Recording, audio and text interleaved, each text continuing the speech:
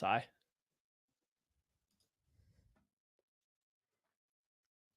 The powers that be decided week 3 of the NFL season should involve Sunday night football with the Atlanta Falcons. Let's talk about it. This is KC Sports Network, proudly presented by Emprise Bank. Welcome into a live edition of the KC Laboratory, presented by Emprise Bank, member FDIC, our incredible partners in Possible at KC Sports Network. I'm Kent Swanson here with Matthew Lane. Matthew, happy Monday to you. How are we doing? You know, we're hanging in there. The Celtics are up 2-0 right now in the NBA Finals. That's a problem for everybody, literally everybody. That's a problem for them. But unfortunately, this is where we live. We need the Mavs to bounce back at home. Besides that, there's not a lot of football stuff going on. So here we are fully invested in the NBA Finals. And that is why we open every single one of these with NBA talk. And I must say, Craig is in fact okay. He is not here with us. He's just here in spirit. Some would say Craig is great. I do have an update for Craig that I don't even know it's unsolicited. He's going to be golfing a little bit here in the next month. So I am so excited. He has started a side DM with Matthew out of it. He sent a DM the other day. And I was like, you realize everyone in our normal DM likes golf except for Maddie. So you could just send it to that. And then I could enjoy the fact that he wouldn't care even a little bit about your golf experiences. But yeah, he still continues to just put the golf DMs in the side DM. So I just really wish he would just make you Craig. I wish he would. That's why he's great and you're not. Well, I really wish he would have just done that. Speaking of not being great, the Chiefs are playing the Atlanta Falcons week 3. We have news today. I know I said at the time there's not a lot of football, so there's Chiefs news. It was media day. We got guys in pads. We got guys dressed up. They got in front of the camera. They took some pictures. Who was your favorite performance at media day, Kent? Probably Xavier Worthy, looking real trim, real slim, but it's just nice to see him in a Chiefs jersey. You think he hurt his hamstring? No, I don't think the Chiefs would be pumping that at all if he was actually hurt. So that was the reason I was excited, is because he was actually getting some run on Chiefs Media Day in a uniform, which tells me he's probably doing just fine.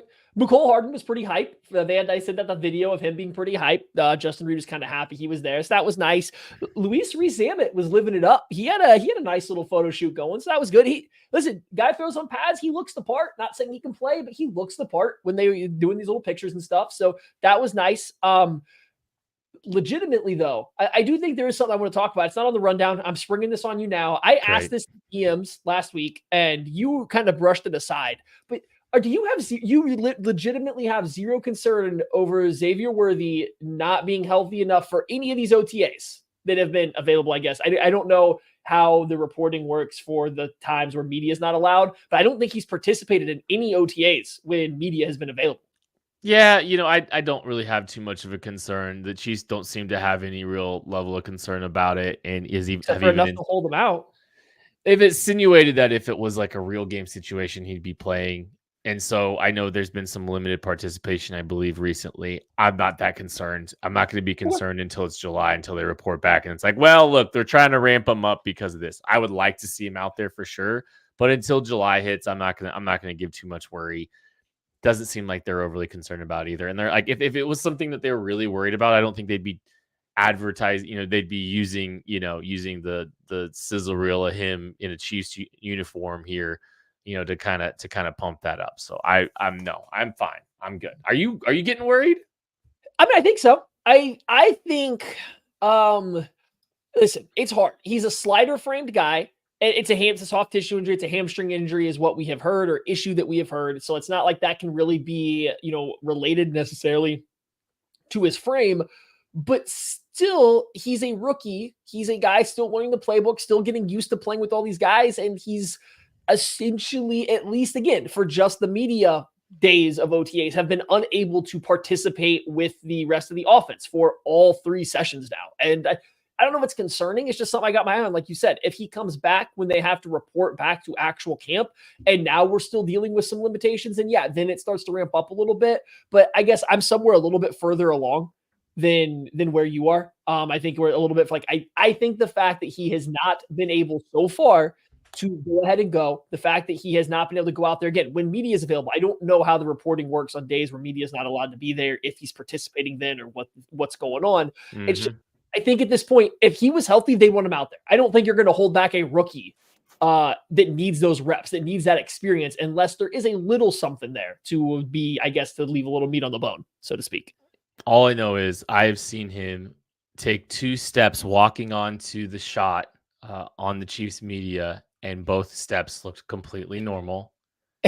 I do think also, to be fair, I do think he also went to the Chiefs had a bunch of wide receivers go out to a school or a field. I forget exactly what it was, but he was one of the wide receivers that I do think went out with Rashee Rice, and I believe it was Hollywood Brown, maybe some others, but he went and did something that actually had him out there, and he was healthy enough to go out and spend some time with the youth and the community and stuff like that. So I think that is also worth at least noting that did happen. He felt good enough to do that.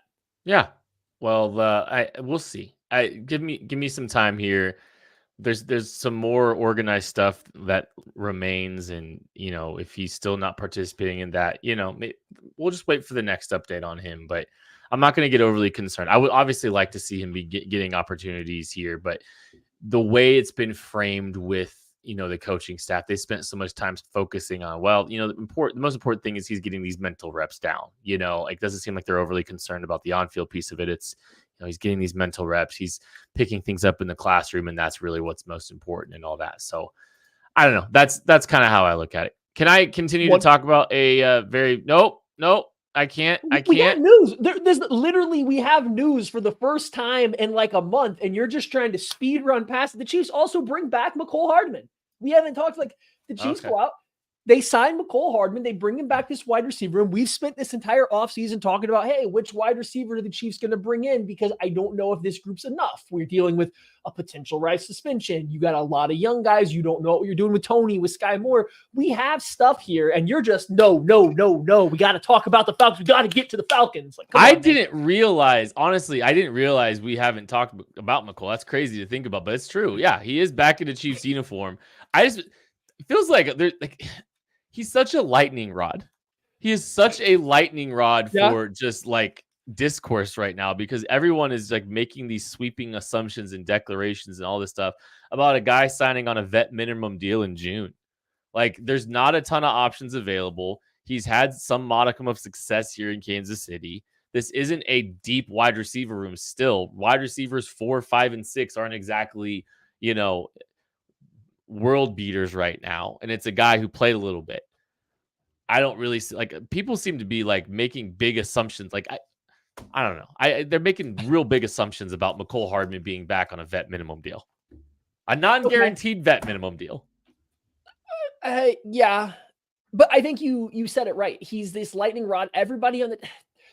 It's so weird because we've come a long way from people speculating how much does the team love Mecole Hardman because there was the time where he scored a touchdown and nobody celebrated with him. There are countless instances where Patrick Mahomes has looked incredibly frustrated with him for not running out a route. We've heard the stories of him had to be told consistently to keep running even in practice, going back to a rookie year, to his final year with KC before leaving for the Jets. So we have all these I guess mental points in all of our heads. We're we don't know what he means to this team, but anytime he leaves or comes back from injury, comes back from another team, or gets signed here in the middle of the year, it seems like all of his teammates absolutely love him and the energy he brings.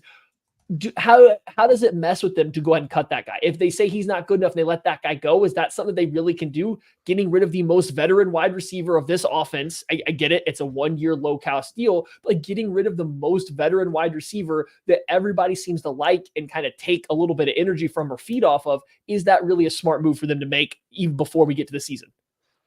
I mean, they signed him in June, so they've spent months not even assuming this guy is going to be on their roster. So, is it really that big of a shock or surprise if they wind up cutting a guy that they signed in June? It's not like they signed him at the beginning of the offseason and they've had him here since the beginning of everything. It's kind of here's a late season, a late offseason opportunity for us to add this guy.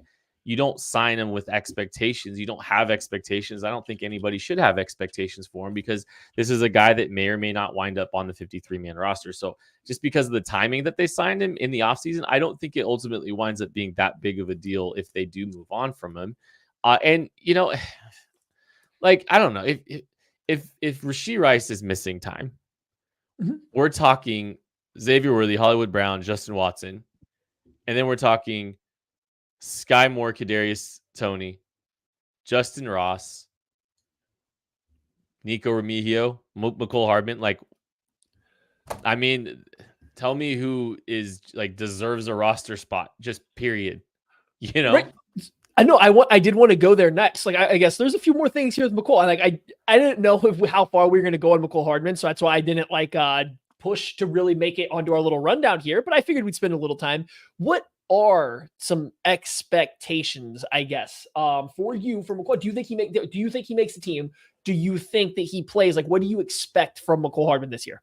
I think he makes the team. I think he plays in a very limited role offensively. Potentially, they try to get him involved in some capacity in the return game. I don't think he's going to be a gunner or anything on special teams or anything like that. But yeah, I mean, the bottom of this roster, it's so weird. Sky Moore, Kadarius Toney, you don't know what you're getting, but they also don't really have a ton of special teams background outside of the return game. Justin Ross, not a special teams player. Nico Remigio might be a special teams player. That's kind of how makes me wonder if Nico Remigio doesn't find his way onto the roster. But you're looking at a bunch of receiver flyers that this team has made without a ton of great, fits from a role perspective at the bottom of a receiver roster. So how do you navigate that? I don't know. I could see Mecole Hardman wind up making this roster, having a small role offensively, potentially bypassing a Sky Moore or Kadarius Toney in that kind of capacity. And that's what wide receiver for to start the season. If Rashee Rice misses suspension, like there might be a role for him. Yeah, one last thing, because I do know we got to get to this this game preview here of the Falcons. So Jeremy Fowler had kind of tweeted out after the Mecole Hardman signing, a general projection of the Chiefs depth chart. It was 9-10 players deep with Rashee Rice, Justin Watson, Cornell Powell. That was one line. The next line of wide receivers was Hollywood Brown, Mecole Hardman, Kadarius Toney. And then the final line was Xavier Worthy, Sky Moore, Justin Ross / Montrell Washington. Now, I don't think the lines of where they're grouped matter. I just think it was noticeable that they got 10 wide receivers and Nico Remigio wasn't on there at all. That's sad for me. I think you mentioned him as maybe a guy that you see as a dark horse to potentially push and make the team. And I don't think that what this tweet from Fowler means anything one way or the other. I want to put his name in there too. But these are all the names that we're kind of talking about. So I just want to look at who we think for sure is making this roster. Rice, Brown, Worthy, Watson. Right? 4. Do you think anybody else is like a lock of any of these names that we've said to make this roster? I think that's it. Okay, so those are your locks. Now, here's where it gets weird to me. We already mentioned Hollywood Brown and Xavier Worthy are locks. Those are two smaller, faster guys. I don't want to say they're necessarily gadget-only players, but you can also use them in that role. You're going to have to protect them from playing on the line of scrimmage as an X-wide receiver a ton. So how many of Mecole Hardman, Kadarius Toney, Sky Moore, and Nico Remigio, you could throw Montrell Washington in there too, how many more guys of that same ilk can you have? How many more guys that need to be protected from being in man coverage on the line of scrimmage or being, pressed that often? How many more guys like that can you have in this wide receiver room? It's tough. But I mean, this team doesn't seem too worried about body type as much as they have, honestly. And like, that's just kind of been, that's why they have Hollywood Brown and Xavier Worthy on the same roster at the same time. And you want to add some of those guys together. They don't seem all that worried about, having a certain body type that may or may not be good against being coverage. And to a degree, like they do a very good job of protecting those guys, even when, someone's got to play on the line of scrimmage, right? Someone has to do it, right? But, with the condensed formations that they present, that can help eliminate some of the press coverage that you're going to see. So like they formationally are able to protect those guys sometimes with that. And it doesn't seem to be all that much of an issue too often. So, they definitely are leaning into that type of player, but they've shown an ability to play multiple of them at the same time anyway. So what's another couple here anyway? Okay. Yeah, no, I'm with you. I think I kind of lean that way. My biggest takeaway from Mecole Hardman signing is Sky Moore or Kadarius Toney's not making this team. I think Agreed. Mecole Hardman makes the team over one of them. I don't know which. I think he makes the team over one of those two, though. And like I said, I don't know which one it's going to be. I think it should be Kadarius Toney. I think there are some people with the Chiefs that are continuing to hold out hope that his physical talent that they see can overcome. I also wonder, there's got to be some people in the building that still feel like Sky Moore can be that guy, given they spent a second round pick on him, right? Like some people have to still believe that too. So I am curious, but I just, my gut feeling is that Mecole makes it over one of those two guys. I just don't know which one at this point. It's gonna sound bad. I don't know how much it matters if which one of it is. Like, I don't know if there's a huge role for either of these guys on the roster. And like that's just kind of the sad state of where we sit, and probably part of the reason why Mecole Hardman is back in the mix. For now, I'm gonna go Kadarius Toney. I think Sky Moore has not really shown anything of substance as a receiver to get you excited, and like I'm not saying that Kadarius Toney has shown a lot, but there are enough things talent-wise, physically, that are intriguing, that are different than what Sky Moore presents. Now, if it's like, hey, one of you guys has to be a gunner if you want to play in this league, I'm betting on Sky Moore over Kadarius Toney. I actually think Sky Moore has a better chance of doing something like that and having the kind of mentality to go and do that. But man, I'm not overly optimistic about either of them. Yeah. Yeah. I would agree with you. I'm holding out a small hope that Sky Moore can develop a niche role for the team, right? Like I think there's a chance that he can become a possession slot wide receiver and then maybe build out a solid career from there. Whereas I just don't see that with Toney. Tony seems a lot more like it's boom or bust. He doesn't seem like the kind of player that's ever going to be able to just fully accept this role where he maybe comes out at the end of the season with 300-400 yards, only has a couple plays, and like they're not even super dynamic. They're not maybe super impactful. They just do like small little things. It just doesn't, I don't see that in Tony's just overall play style or who he is. Whereas I think there's a chance that Sky Moore gets there. So like I would hold on to Sky Moore for that fact. And then to your point, I think if you tell Sky Moore if your only shot at making this team is to run down the field and make a tackle, he's going to try. I don't know if Kadarius Toney is going to do that as well as Sky Moore could. My apologies for burning through this big significant news of the week with Mecole Hardman. And obviously the Chiefs Media Day photos. This is the most June newsworthy conversation that I've ever been a part of. But miraculously, we are going from starting the season, the game preview like 15 minutes ago to now we're going to take a break and we're going to do the game preview right after this.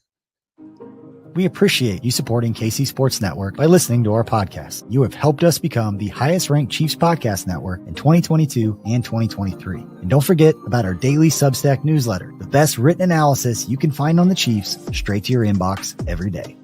kcsn.substack.com.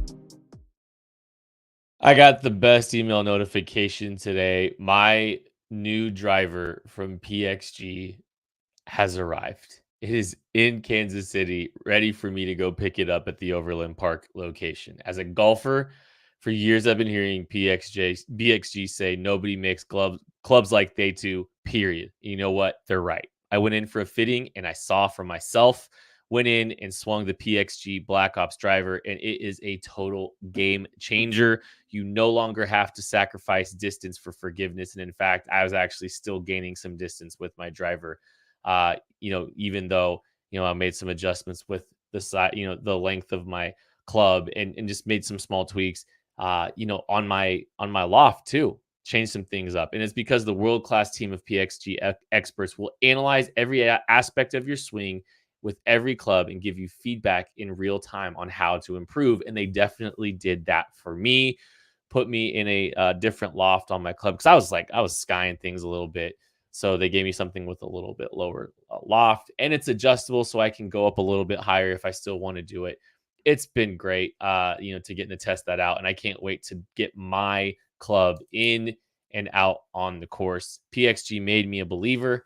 They'll do the same for every golfer in Kansas City. Visit pxg.com/KC Laboratory to schedule your fitting at PXG Kansas City, 7517 West 119th Street in Overland Park.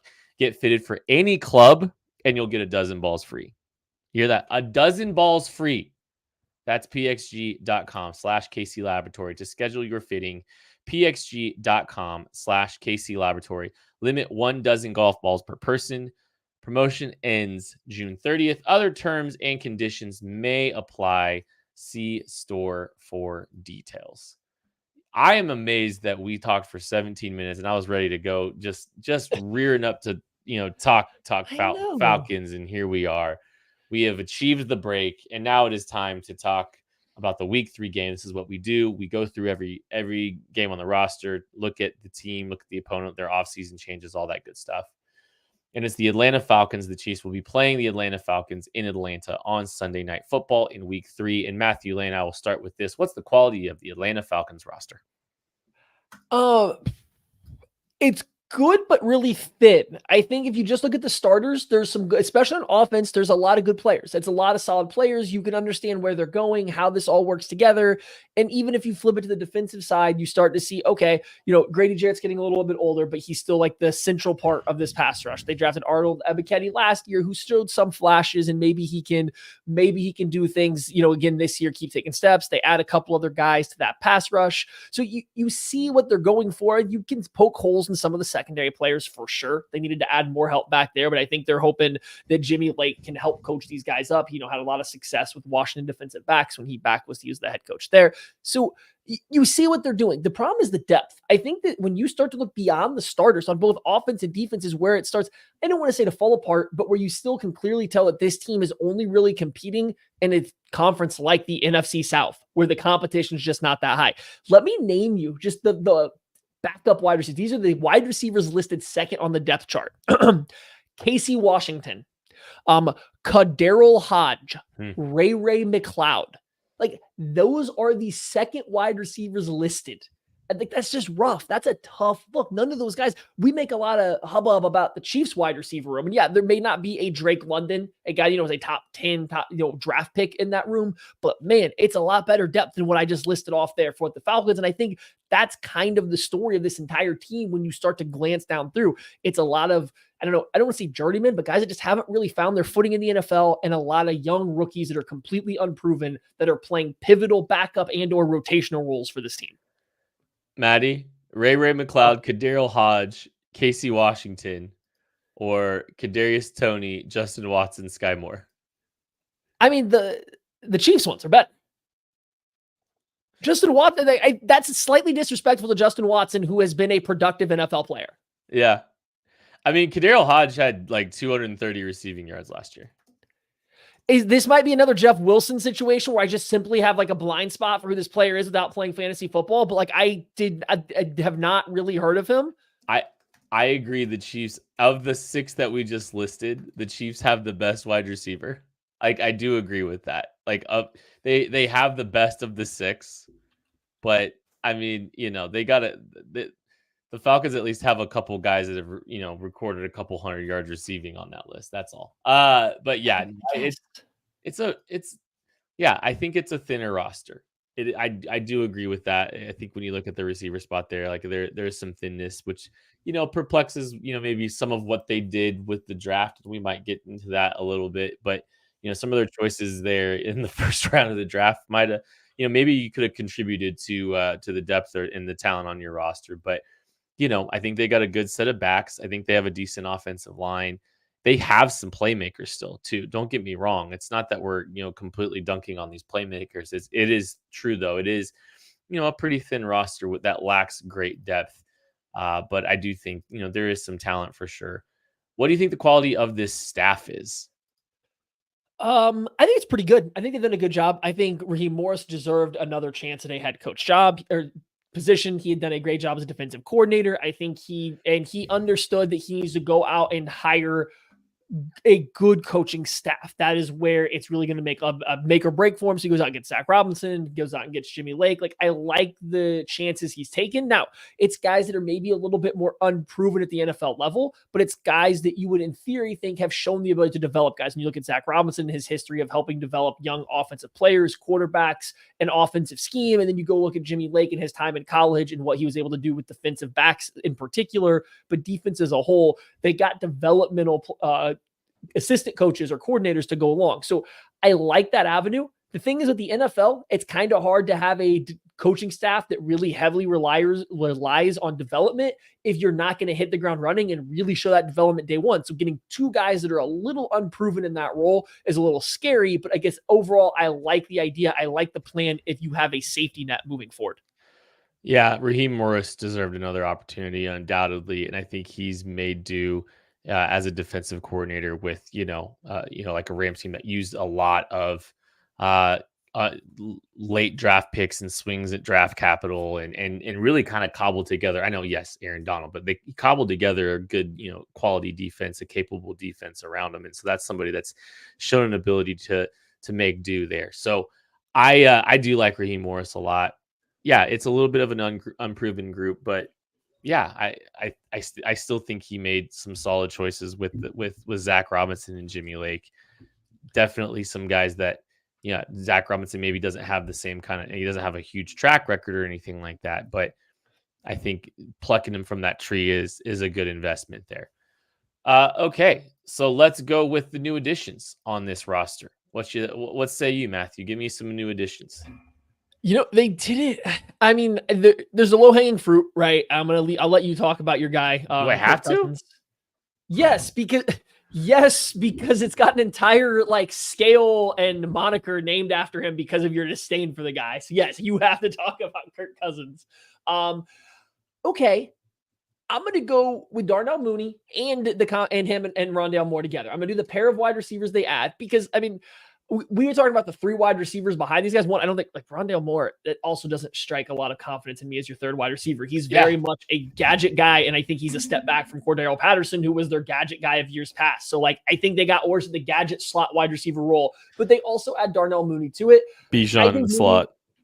I think Mooney was misused with the Chicago Bears the last couple seasons. I really think Matt Nagy kind of showed you the blueprint to how to maximize him, and they kind of struggled to do that without him. So I do think there's a chance he has a little bit of a bounce back in Atlanta. So I'm okay with that. They paid him a fair amount of money, but I'm okay with that move. I think the issue is you needed to add somebody else with a little bit different skill set than being a gadget player to go along with Mooney and London. You're putting a lot of pressure on those wide receivers. And Kyle Pitts, who's still trying to find his footing in the NFL, you're putting a lot of pressure on these other guys when all of these wide receivers are kind of specialists. Darnell Mooney, kind of a vertical specialist. Rondale Moore, very much a specialist to find a way to get the ball in his hands. So it's just, both guys are there. It's better than what they had last year, right? The wide receiver room was pretty bad last year. So they're making the right strides. I just don't know if I think those two are the best complement for each other along with London and stuff like that. It's a lot of unidimensional players, I think. I'll go ahead and talk about Kirk Cousins. Let's go. I do not hate Kirk Cousins. I Yes, have come to like Kirk Cousins very much. I enjoy. I think we should unpack that. You were the biggest Kirk Cousins hater there had ever been until he came out with the quarterback show, and you realized that this man is the walking embodiment of the Kirkland brand, which is also you. So I don't know, man. I think I always had deep-seated how much you hate yourself going on here or something. I don't know.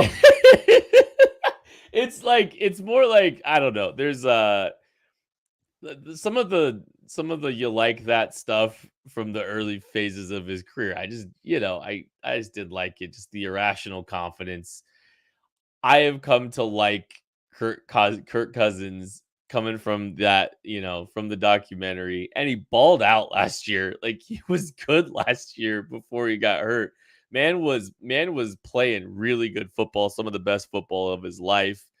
And then he has the Achilles injury.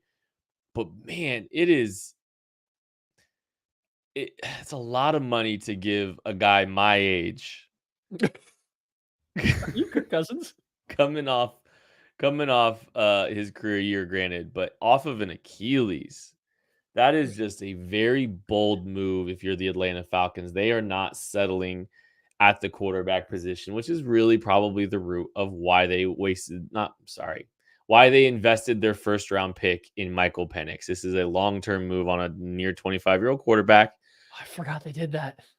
Behind Kirk Cousins. And so, yeah, you're talking two receivers. I'm taking two quarterbacks, I guess, which is, I don't even know. Yeah, that's never happened on this show. But yeah, you spend $45 million on Kirk Cousins, who played really good football yet last year, is coming off an Achilles injury and looked kind of like a 36-year-old man should, throwing from the tennis courts earlier this summer.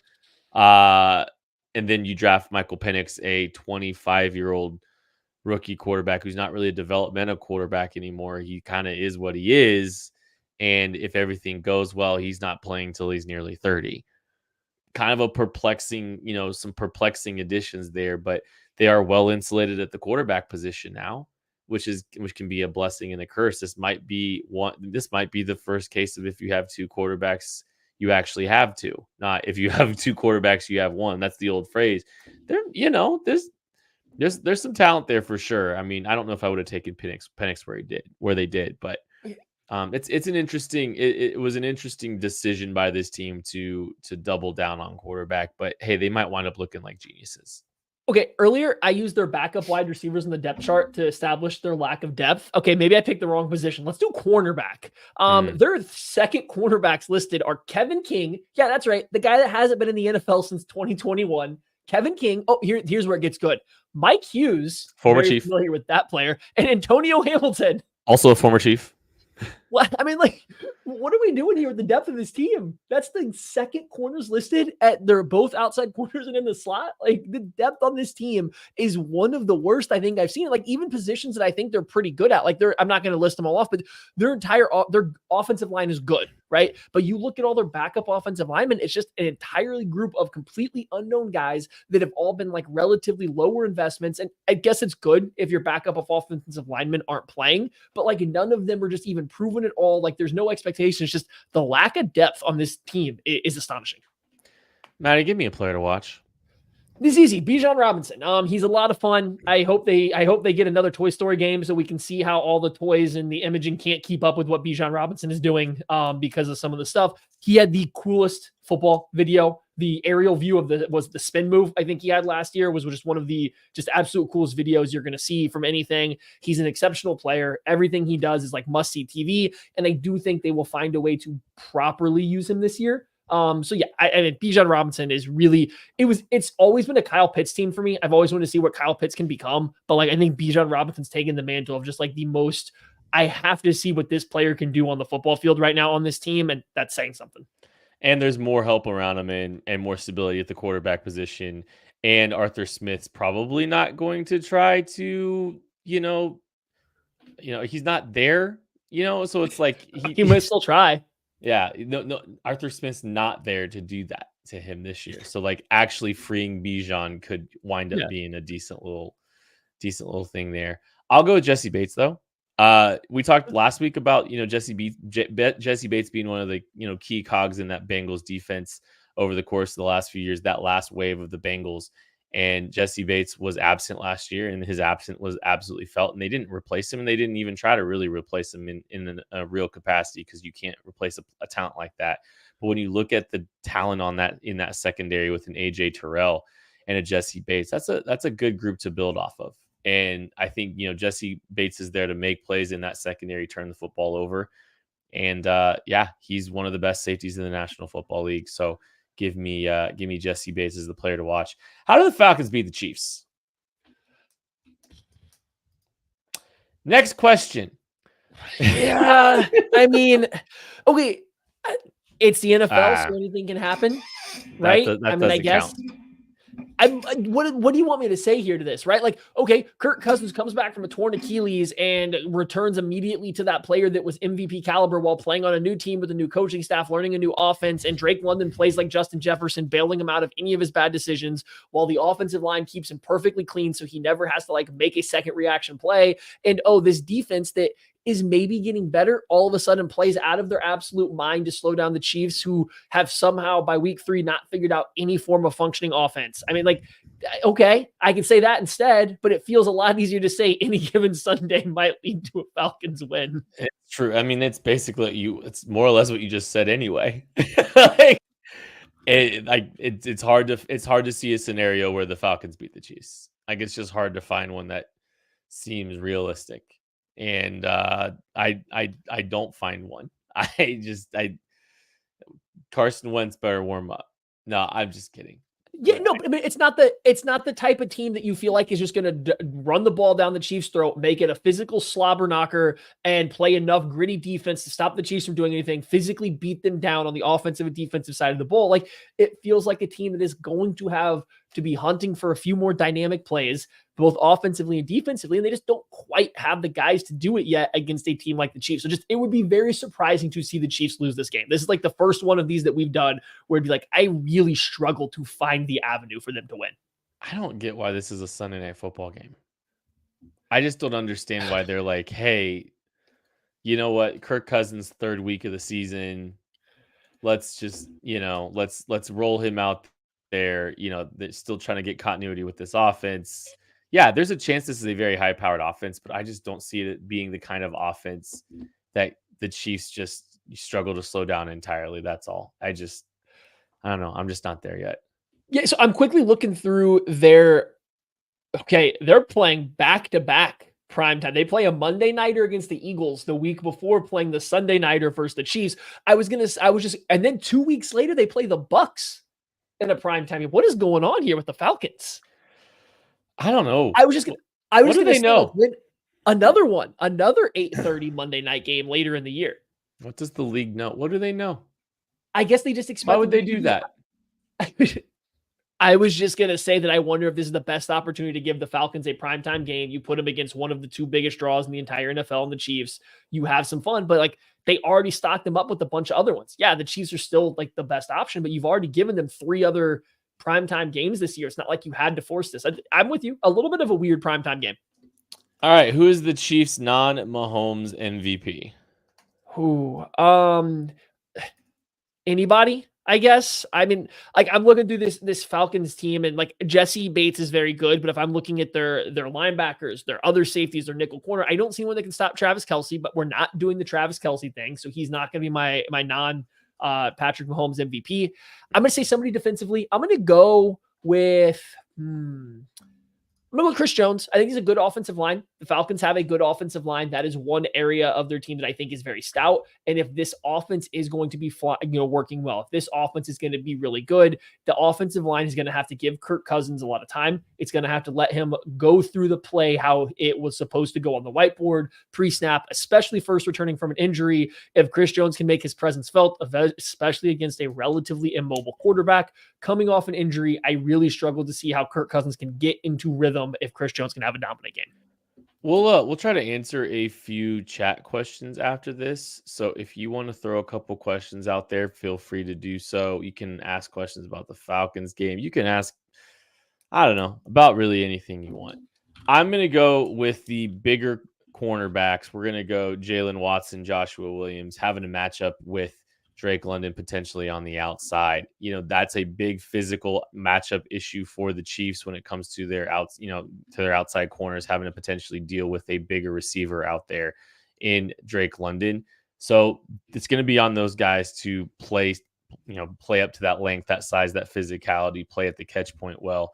I imagine the Chiefs will try to do something in that capacity there, is trying to match up their bigs with the other team's big receiver. So I think this could be a big week for the cornerbacks, the bigger cornerbacks, to try and step up and have a big game against a very good receiver who's finally getting some help at quarterback.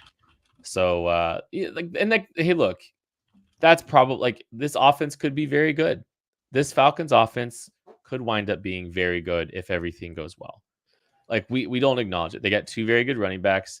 They have a really talented tight end who hasn't put everything together yet, but is very talented, and they have a very good receiver outside in Drake London. It could work out very well for them if things go right, everyone stays healthy, and all that. Let's get into some questions here. Rory asks, is the defense going to be as good or better in 2024? What say you, Matthew? Presumably the Chiefs defense. I think they're taking a step back. I think defense in general is pretty volatile. I think it's really hard to go from being one of the better defenses in the NFL, especially in certain metrics for certain stretches, and then maintain that or really build on it without having some kind of significant change. And it seems like the Chiefs' biggest change defensively is losing L'Jarius Sneed, who they aligned, whether he was or wasn't their best corner. they lost him. And so I think it really hard, a volatile side of the football, losing one of their better players, and the league gets another year to see and work on the stuff that they see Steve Spagnuolo doing that clearly confuses them at times. I just do think you see a small step back, especially for the length of the year. Maybe by playoff time, they figure it out again, like in the years past, whereas like last year, they finally had it clicking from week 1. But I think especially to start the season, midway through, it's definitely going to be a step back given, the defense, the issues on defense in general, and then without Snead. Do you think this could be the second best Chiefs in the Patrick Mahomes era? I think there's a chance it could wind up being the second best. Season, yes, for the full season, yes. In terms of just the playoff performance, I don't know yet. Like, we'll see how they're playing when they get there. I do feel like other teams had more playmakers, and like the way they really started clicking once you got the Frank Clark turning up in the playoffs, Tyrann Mathieu being around for the playoffs. Like, yeah, the defense wasn't that good during the regular season, but they kind of turned it on for the playoffs. We have to see if this team will be able to do that, I think. But like for the whole season, yeah, maybe, because so many of the other guys have already been there. There's so much, like, one of the things that separated this team though was depth. And like last year, like they had the depth to withstand a loss of a Nick Bolton. They had a deep secondary. They were able to hold on okay. And like I think this team does have good depth at safeties. They've got a good linebacking core. Yes, they don't have a ton of big names on the defensive line, but outside of Chris Jones, right? But I do think you look at the sum of the parts, and that's what a lot of this defense was too. I know you're not replacing L'Jarius Sneed, and not going to try to, but these are, a young cornerback group is now in year 3 together. You don't have to go all the way back to, from scratch to build the defense entirely, because you do have some familiarity with this team, with this group of players. There's a lot of continuity there. There's a lot of depth. There's a lot of talent. I think it's the second best defense in the history of the Mahomes era. I think it will be the second best defense in the history of Mahomes era, behind last year's. I do think they do take a small step back. Kyle Coffey asks if Craig got fitted at PXG. Craig did not get fitted at PXG, but he was actually looking at doing so out in Colorado, because I think there's one is out in Colorado that he was hoping to. Kathy Welsh asks, you guys see Truman Jones making the 53-man roster? So when I was putting my 53-man roster together on the KCSN Substack, I believe I actually put him on there. I think he's a potential last man kind of standing. One of the last men kind of, to make the roster. So he's a guy that could be cut. He's probably on the bubble still.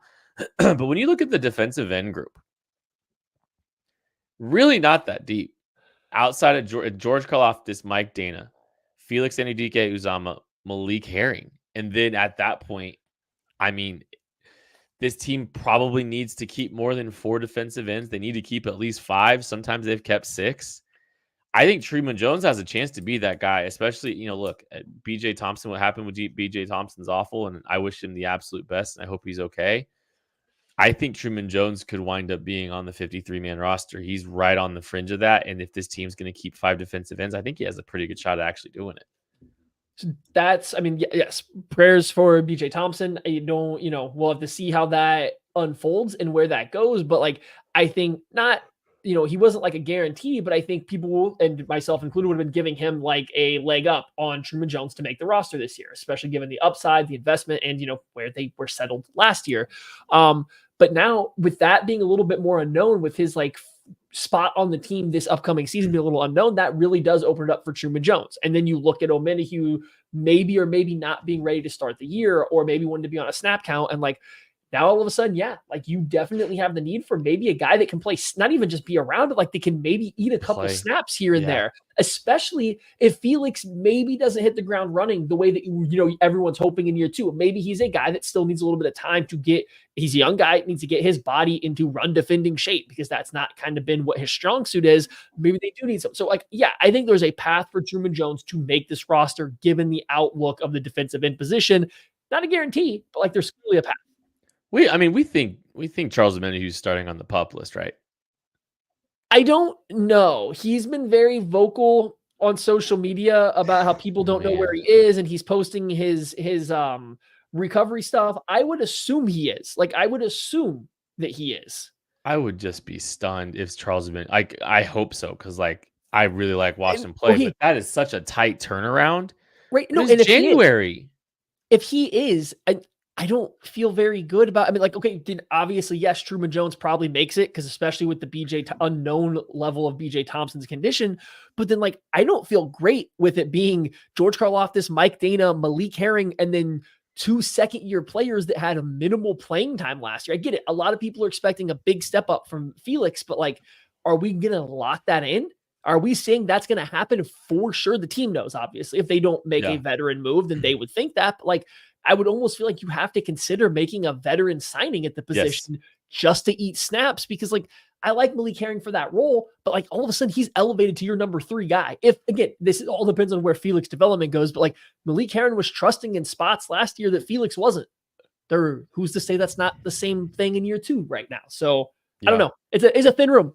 When I was going through that exercise and looking at the roster, and it's like if Charles Omenihu's starting on the pup list, and even without, even if BJ Thompson we considered in the mix at this point, which who knows, I'm not going to like speculate or anything on that, but this looked like a team that needed a veteran edge.